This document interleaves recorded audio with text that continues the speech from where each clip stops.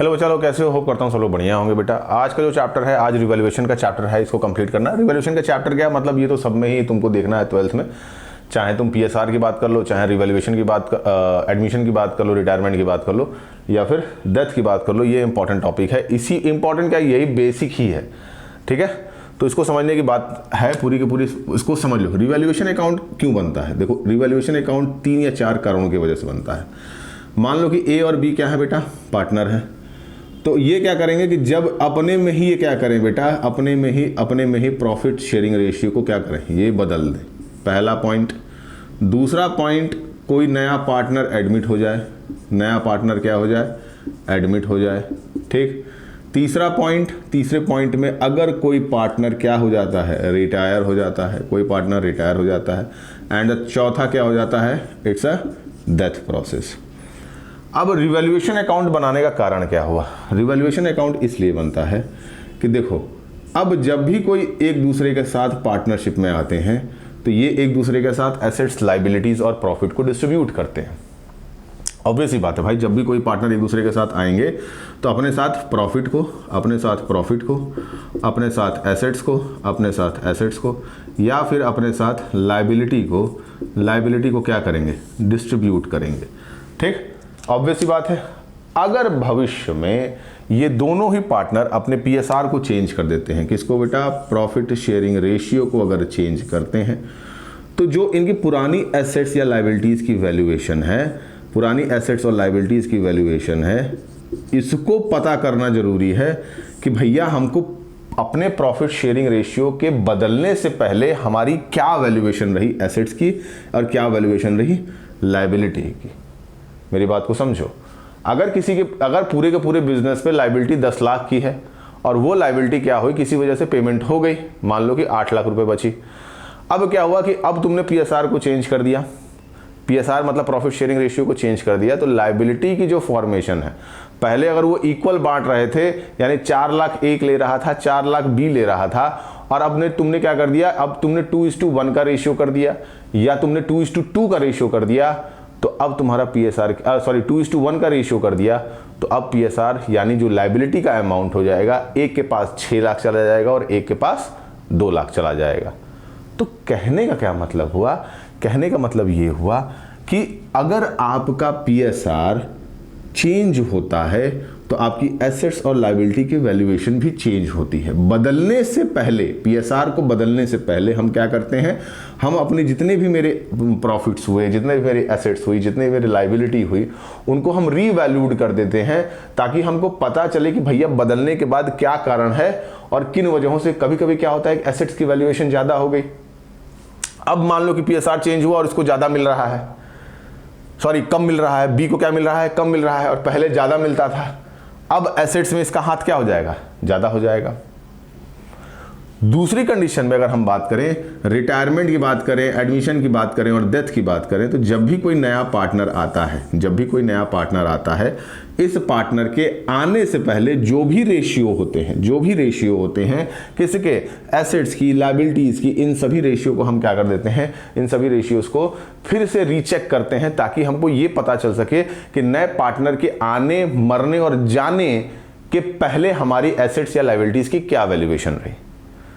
अगर हम आने के पहले की बात करें, तो अगर कोई पार्टनर आ रहा है तो उससे पहले जो भी तुम्हारी एसेट्स और लायबिलिटीज होंगी, उनको ये देखना होगा कि हो सकता है कि एसेट्स हमारी बढ़ी हो। अगर एसेट्स बढ़ी होंगी तो वो पार्टनर आएगा और बिना कहे उसमें से ले लेगा बाहर कि भैया हमारा भी बाहर इसमें है हुआ, हमको भी दीजिए। अगर लायबिलिटी कम हुई या लायबिलिटी ज़्यादा हो गई, तब भी वो आके कहेगा कि अरे यार हमारी तो पुरानी लायबिलिटी थी, तुम लोग की लायबिलिटी पुरानी है, अब हम आए हैं तो हमको तुम ज़्यादा दे रहे हो। तो इन सब मामलों से बचने के लिए वो क्या करते हैं, वो आने, जाने और मरने से पहले एसेट्स या लायबिलिटीज को क्या कर देते हैं, रीवैल्यूड कर देते हैं, ताकि एग्जैक्ट अमाउंट ऑफ एसेट्स पता चल जाए या लायबिलिटी की अमाउंट हमको पता चल जाए। दूसरी बात क्या होती है, कभी कभी क्या होता है कि पार्टनर्स लायबिलिटीज और एसेट्स को लिखना भूल जाते हैं। क्या करते हैं, एसेट्स और लायबिलिटीज को क्या करते हैं, लिखना भूल जाते हैं, या ये लिखते नहीं हैं। तो ये भी हमको रीवैल्यूड करना होगा, ये भी चेक करना होगा कि भैया कि हो सकता है कुछ एसेट्स हमारी ऐसी रही होंगी जो हमने लिखी नहीं, उनको लिखना पड़ेगा। कुछ लाइबिलिटीज ऐसी होती हैं जो ये भी होता है कि भैया उनको लिखना पड़ेगा। भाई नया पार्टनर आएगा, उसके लिए नया लाइबिलिटी हो गया तो का काम लग गया, कहेगा कि अरे यार हमको तो कुछ पता ही नहीं था, तुम लोग लाइबिलिटी पहले ही बना के रखे हो। अब किताब में हम देखें तो उसमें लाइबिलिटी दिख नहीं रही, अब तुम्हारी लाइबिलिटी आ रही है, ये कहाँ से आ गया? तो हम तो नहीं देंगे। उसके बाद अगर एसेट की बात करें तो अनरिकॉर्डेड एसेट है, तुमको ही पता नहीं है, तुम्हारी कोई मान लो कि कहीं प्रॉपर्टी थी, बिल्डिंग थी, तुमको पता नहीं, तुमने उसको लिखा नहीं, वो आएगा बाद में उसने पता चला कि अरे यार एसेट्स भी तो है, तो कहेगा कि दो हमको भी इसमें से। तो इससे बचने के लिए आप क्या करते हैं, जो भी आपके जो एसेट्स होती हैं, लाइबिलिटीज होती हैं, प्रॉफिट्स होते हैं, इनको आप क्या करते हैं, इनको आप रीवैल्यूड कर देते हैं। अब ये प्रॉफिट या लॉस वाला मामला नहीं है, यहां पे तुमको समझना होगा कि profit in the sense of assets या लाइबिलिटीज की बात हो रही है। ठीक है, आओ इसको देखते हैं। इसमें बेसिक एंट्रीज बनती हैं। बेसिक एंट्री के बाद एक अकाउंट बनेगा जिससे आपका पूरा का पूरा कॉन्सेप्ट क्या हो जाएगा, क्लियर हो जाएगा। उसके बाद से आप दम लड़िए। देखो अब क्या आता है, पहला पॉइंट देखें तो पहला पॉइंट कहेगा कि एसेट्स तुम्हारी क्या हो जाएंगी, एसेट्स तुम्हारी डिक्रीज हो जाएंगी। एसेट्स क्या हो जाएंगी तुम्हारी, डिक्रीज हो जाएंगी। जब एसेट्स डिक्रीज होती हैं तो एंट्री होती है revaluation account, revaluation account debit to assets account, to assets account. दूसरी होती है जब एसेट्स इंक्रीज कर जाए, एसेट्स इंक्रीज कर जाए, तो जब एसेट्स इंक्रीज करती हैं तो asset account debit, assets account debit to revaluation account, to revaluation account. तीसरा देखो लायबिलिटी, लायबिलिटी, लायबिलिटी तुम्हारी क्या हो जाए, इंक्रीज कर जाए। तो अगर तुम्हारी लायबिलिटी इंक्रीज करती है तो इसकी एंट्री होती है revaluation account, revaluation account debit to liability account, to liability account. अगर तुम्हारी लायबिलिटी डिक्रीज कर जाए, तुम्हारी लायबिलिटी क्या करे, डिक्रीज कर जाए, तुम्हारी लायबिलिटी डिक्रीज कर जाए तो एंट्री बनती है liability account debited, liability account debited to revaluation account, to revaluation account. ठीक है, ये इसकी बेसिक एंट्री है, 4 बेसिक एंट्री है। इसके बाद प्रॉफिट एंड लॉस वाला मामला यहां से स्टार्ट हो जाता है। मेरी बात को ध्यान से सुनिएगा, रीवैल्यूएशन अकाउंट की ट्रीटमेंट नॉमिनल अकाउंट की तरह होता है। किसकी तरह होता है, नॉमिनल अकाउंट की तरह होता है। अब नॉमिनल अकाउंट ये कहता है कि ऑब्वियस ही बात है, नॉमिनल अकाउंट आप लोग 11th में पढ़े होंगे, तो अगर इसमें लॉस आया, अगर रिवैल्यूएशन अकाउंट में लॉस टू रीवैल्यूएशन होता है तो इसको हम डेबिट कर देते हैं, इसको हम क्या करते हैं, डेबिट कर देते हैं। और अगर हमको प्रॉफिट होता है, क्या होता है, और अगर हमको प्रॉफिट होता है तो रीवैल्यू टू रिवैल्यूएशन, तो हम क्या करते हैं, इसको क्रेडिट कर देते हैं। ये इसका बेसिक मामला है।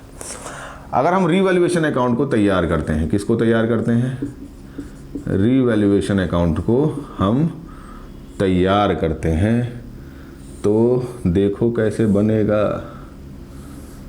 ठीक, देखो इसको,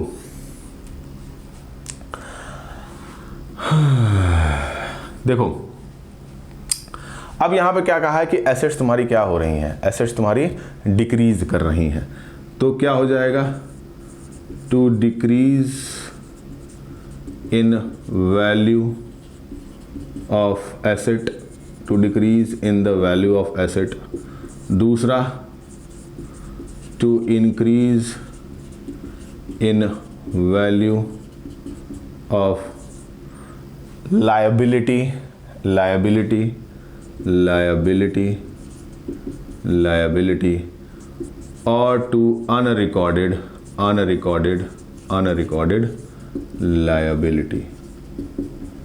ठीक, अब इधर की बात देखो, इधर to increase in value, sorry by increase in value of asset, by decrease in value of liability, liability and by unrecorded assets। ठीक, अब ये तुम्हारे 6 मामले हैं जो तुम्हारे सामने दिख रहे हैं तुमको। अब देखो क्या है, अब तुमको यहां पे तो मामला तुमको समझ में आ ही गया कि क्या मामला है। अब इधर की बात करें तो इधर तुम्हारा क्या हो जाएगा, to decrease in the value of assets, to increase in the value of liability and to unrecorded liability. यहां पे आ जाता है by increase in the value of assets, by decrease in the value of liability and by unrecorded assets. ठीक है, अगर इधर की वैल्यू ज्यादा हो गई, किधर की वैल्यू ज्यादा हो गई, इधर की वैल्यू ज्यादा हो गई, तो यहां पे आपका चला जाता है to profit on revaluation, to profit on revaluation, transfer to partners capital account, transfer to partners capital account. ठीक है, ओल्ड रेशियो में जाएगा, ये याद रखिएगा, ओल्ड रेशियो में। किस रेशियो में जाएगा, ओल्ड रेशियो में जाएगा।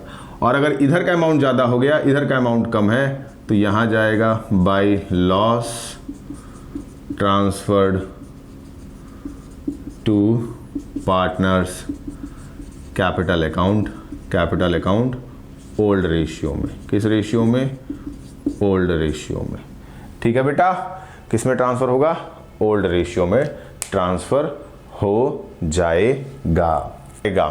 ठीक, अब जहां तक बात रही, इसको ध्यान से सुनिएगा, ये तो इसके बेसिक हो गए। ठीक, अब ये प्रॉफिट आ गया, तो प्रॉफिट आ गया तो इसकी एंट्री क्या करोगे, अगर ये प्रॉफिट आया तो इसकी एंट्री क्या करेंगे आप लोग। अगर प्रॉफिट होता है रिवैल्यूएशन में, प्रॉफिट ऑन रिवैल्यूएशन, तो एंट्री होती है revaluation account debited to partners capital account.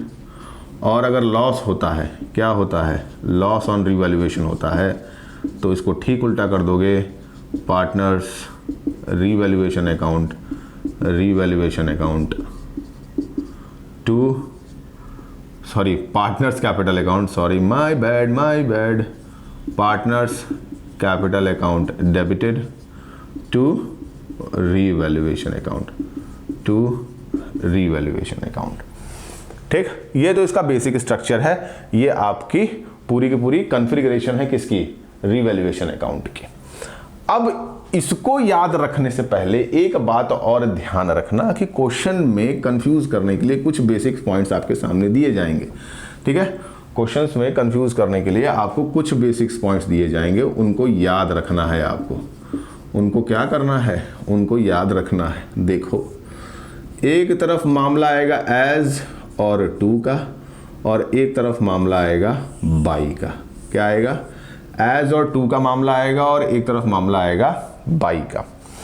As और टू का अगर मामला आता है, क्या आता है, अगर क्वेश्चन में लिखेगा कि स्टॉक इंक्रीज्ड टू, अगर मान लो कि बैलेंस शीट में स्टॉक दिया हुआ है 1 लाख रुपए, ठीक, बैलेंस शीट में स्टॉक तुम्हारा दिया हुआ है 1 लाख रुपए, और क्वेश्चन में कह दिया कि स्टॉक वैल्यूड एट 1,10,000। ठीक है, 1,10,000, तो इसका मतलब क्या होगा, उन दोनों के डिफरेंस को लोगे। क्या लोगे, डिफरेंस को लोगे। क्या लोगे, डिफरेंस को लोगे। अगर बाई कह दिया, क्या कह दिया, बाई कह दिया, तो बाई में सीधे सीधे क्या रखोगे, जो वैल्यू दी हुई है उसी वैल्यू को आप क्या करेंगे, सीधे पुट करेंगे। ठीक है, सीधे क्या करेंगे, वैल्यू पुट कर देंगे। ठीक, उसमें कह दिया कि स्टॉक की अगर क्या होगा कि तुम्हारा स्टॉक की अगर वैल्यू का क्या कर दिया गया, valued by increased by decreased by, तो इसका मतलब क्या हो गया कि अगर बाई की बात करेगा तो जो वैल्यू होगी उसको सीधे सीधे क्वेश्चन में पुट कर दोगे, और एज और टू आया तो उसके डिफरेंस को लोगे, जो बैलेंस शीट में दिया होगा और जो एडजस्टमेंट में दिया होगा। बात समझ में आई मेरी? ये इसके क्या हो गए, बेसिक स्ट्रक्चर हो गए। ठीक है बेटा, तो यहां तक आपका कंप्लीट हो जाता है। क्वेश्चंस इसके अगले सीरीज में मैं करा दूंगा। ठीक, यहां पे आपका चैप्टर का क्या हो गया, बेसिक रिवैल्यूएशन का अकाउंट आपका तैयार हो गया है। क्वेश्चन सीरीज में जब मैं रिवैल्यूएशन अकाउंट पढ़ाऊंगा तो उसमें मैं एक क्वेश्चन आपको बता दूंगा। क्वेश्चंस के साथ आप इस वीडियो को देखिएगा और आपका पूरा मामला कंप्लीट हो जाएगा। ठीक है।